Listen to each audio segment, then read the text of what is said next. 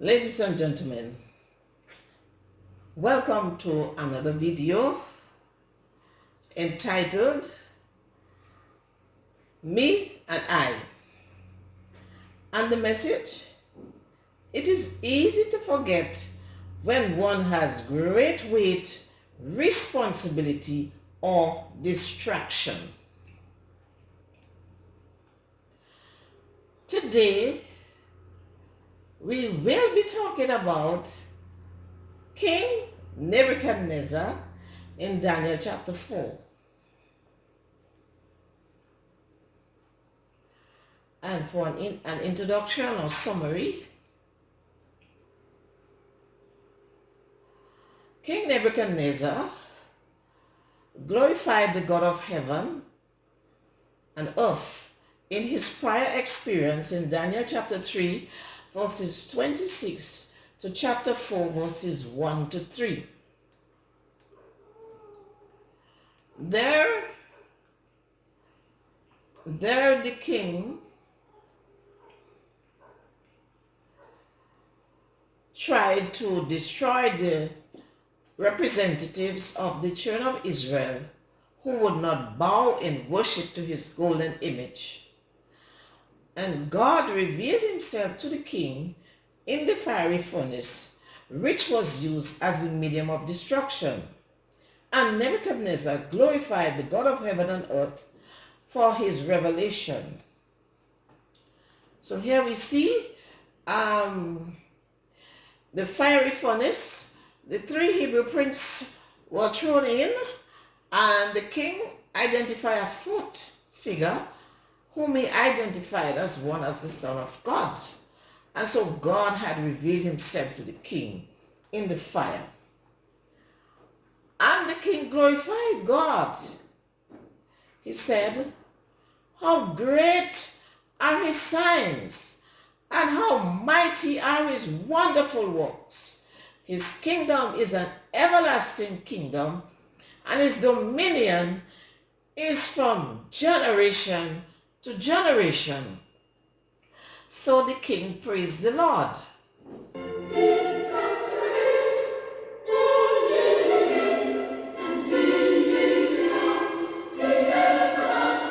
Right?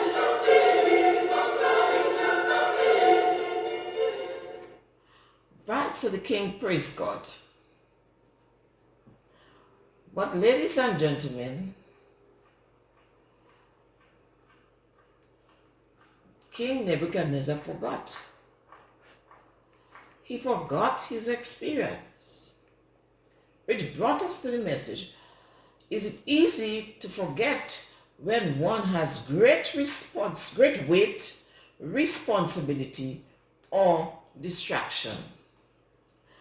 And so in Daniel 4, 10 to 14, there we see records a second dream of the king Nebuchadnezzar, which Daniel, Israel's prophet in captivity, interpreted. So here we see Daniel before the king, interpreting the dream, and the king is listening intently. Now the dream was about a global tree located in the middle of the earth. It grew strong. It had great height, reaching unto heaven and the ends of the earth. There were much leaves, much fruit, and meat for all. And there was shelter for the birds and the beasts. And then two heavenly beings cut down the tree and left the stump and the roots. And we see a band of iron and brass around the stump.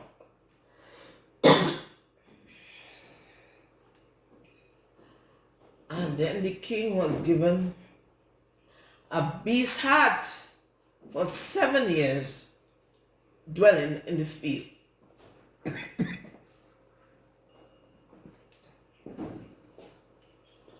Now, what was the purpose of the dream? Ladies and gentlemen, God was giving King Nebuchadnezzar a PhD degree scholarship in humility at Creation University. Classes began 12 months after, as we see in Daniel 4:28 to 33.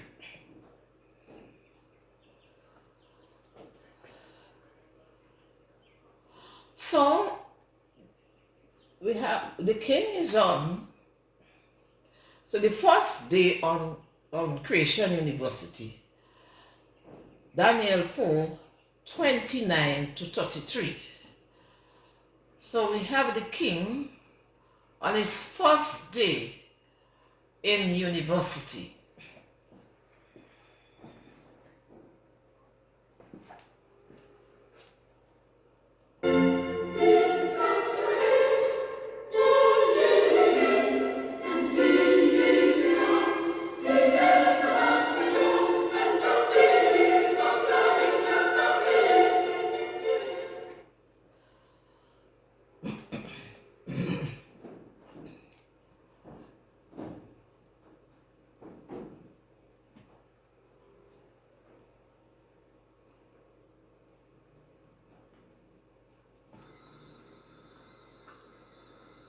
Daniel 4:29 to 33. At the end of 12 months, he, King Nebuchadnezzar, walked in the palace of the kingdom of Babylon. Is not this great Babylon that I have built by the might of my power and for the honor of my majesty? While the word was in the king's mouth, there fell a voice from heaven saying, O King Nebuchadnezzar, to thee it is spoken, the kingdom is departed from thee, and they shall drive thee from men, and thy dwelling shall be with the beasts of the field.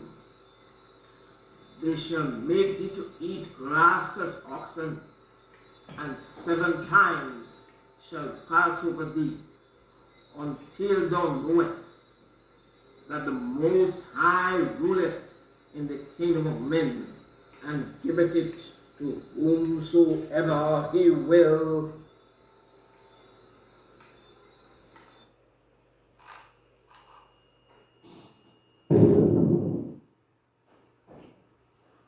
And the tree was cut down. And Nebuchadnezzar was given grass. He was given the heart of a beast for 7 years, dwelling in the fields. He did eat grass as oxen. His body was wet with the dew of heaven, till his hairs grew like eagle's feathers, and his nails like bird's claws. Daniel 4:33. Now, ladies and gentlemen, let us analyze the situation while the king is away on university. And the song that is in the background is Lord, You Are the General, taken from hymnal.com. Now, let's see what were King Nebuchadnezzar's weights.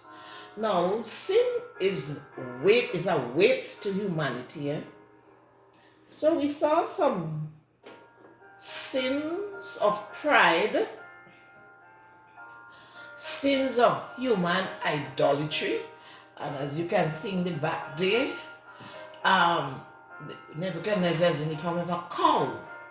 See his head, all right, and a worldview we saw, a worldview of power and leadership that offended God. So Nebuchadnezzar had a worldview of power and leadership that offended God, and the king had backslidden from his prior belief, as we saw earlier, where he exalted the God of heaven.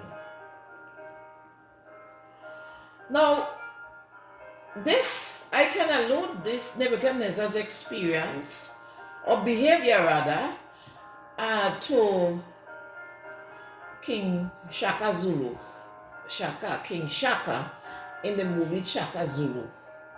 He behaved the same way, as is similar. Now, King Shaka Zulu was struggling with belief and surrender to Jesus, who was superior. And King Shaka, eventually flipped and declared himself to be God of the heaven and the earth. He just couldn't deal with that element of humbling himself. Now, we see God's mercy in discipline in the scenario, because God's decision to leave the stump and the roots of the tree in Daniel 4:26 suggests that Nebuchadnezzar was not a bad man intrinsically.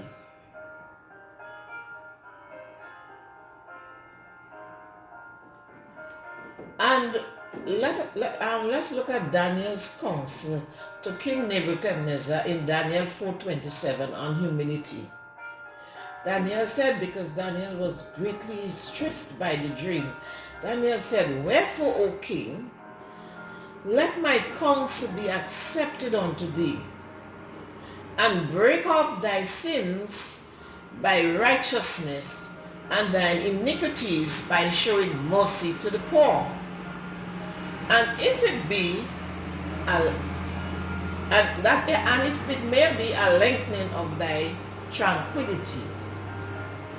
So we saw here, note well, that Daniel 4:27 introduces a prevailing worldview that an antidote or medicine for sin is to appease God by doing acts of mercy to the poor. However, the dream does not convey the message that the king was unmerciful, as seen from the bounty of the tree being meat for all. Also, the imagery of the idol cow might have indicated the same, because the cow gives milk. Now, 1 Peter 4:8 in the New Testament says, "Charity shall cover the multitude of sins." Some people say a multitude of sins is a different thing. Charity shall cover the multitude of sins. And we see James 5:20 explaining 1 Peter 4:8. It says, "Let him know that he which converted the sinner from the error of his ways shall save a soul from death, and shall hide a multitude of sins." So, thus Daniel 4:27 does not mean to sin and cover it up by doing good to the poor, but to uncover your evil ways or build overcoming strength by reaching out from yourself to the needy in acts of kindness.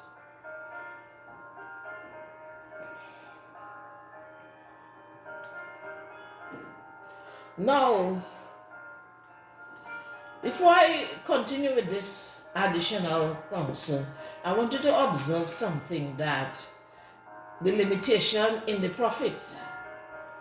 Now, the prophet got the dream or the message, but it was not in him to go further. It was not in him that he should have gone further.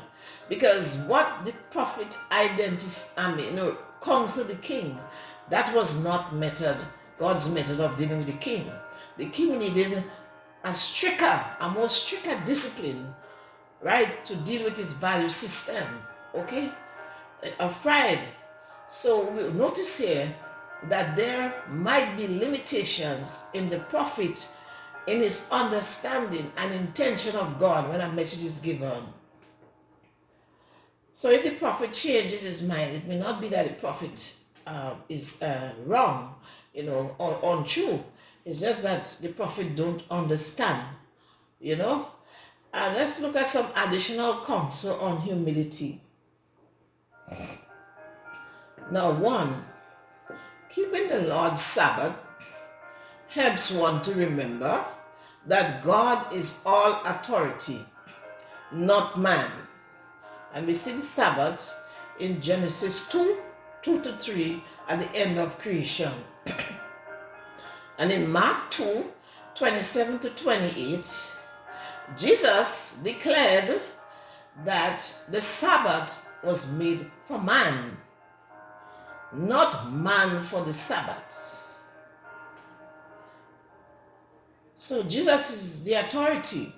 Therefore, the Son of Man, who is Jesus, is Lord of the Sabbath. Yes, because he's the one that introduced it in Genesis as a value of worship for human beings.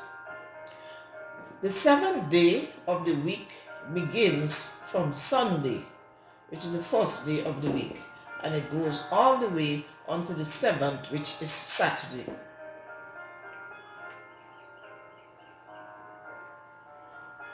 2, private worship and reading of the scriptures as a means to achieve humility, because God will breathe his presence, which will cause one to bow down in heart. Ladies and gentlemen, you cannot do anything else but to bow in heart when the Spirit of the Lord breathes his breath upon you.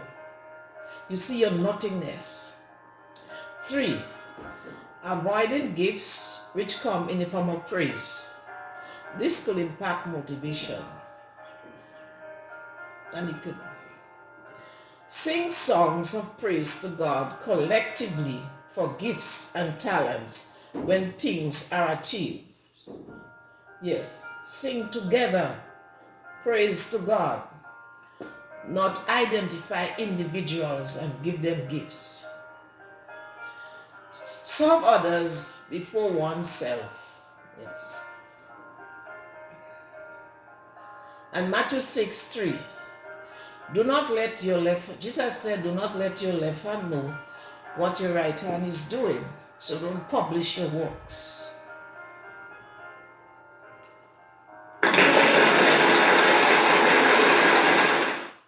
So, ladies and gentlemen,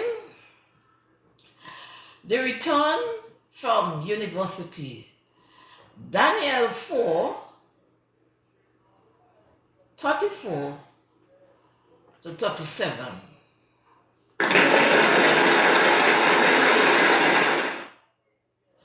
King Nebuchadnezzar has returned to his kingdom after 7 years of study.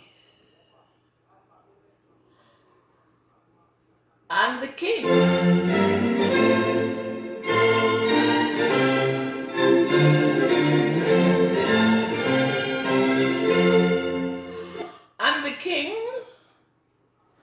in Daniel 4:34-37 is going to utter his praise to God.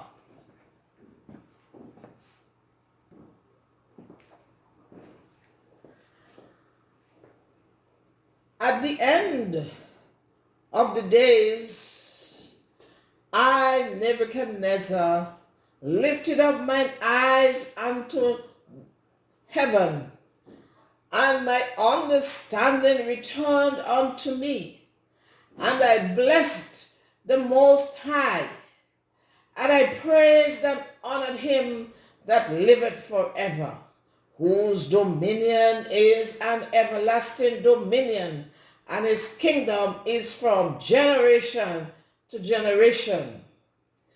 And all the inhabitants of the earth are reputed for nothing, and he doeth according to his will in the armies of heaven, and among the inhabitants of the earth, and none can stay his hands, or say unto him, What doest thou? At the same time, my reason returned unto me, and for the glory of my kingdom, my honor and brightness returned unto me, and my counselors and my lords sought after me, and I was established in my kingdom, and excellent majesty was added unto me. Now I, Nebuchadnezzar, praise and extol and honor the King of heaven, and all whose works are true, and his ways judgment, and those that walk in pride he is able to abase.